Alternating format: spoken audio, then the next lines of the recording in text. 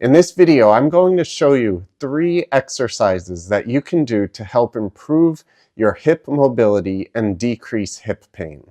Let's get to the first exercise. This stretch stretches out the glutes, low back, and posterior hip capsule. Now you don't want to yank your knee to your chest. That irritates the joint. Instead, pull gently, breathe, and hold for 20 to 30 seconds. To increase this stretch, pull slightly towards the opposite shoulder.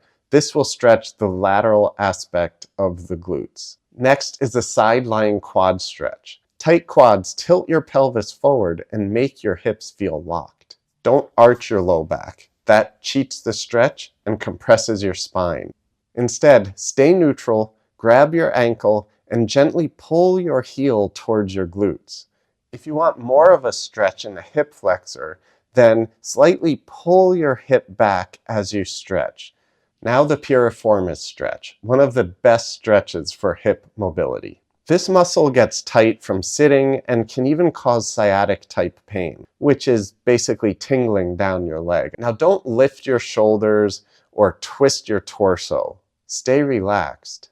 Pull your leg toward the opposite shoulder until you feel that deep hip stretch. If you want an even deeper stretch, then gently push your knee out as you slowly pull in.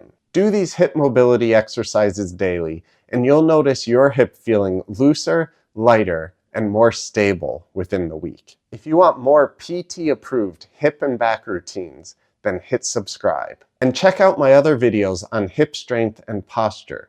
They work perfectly with this routine.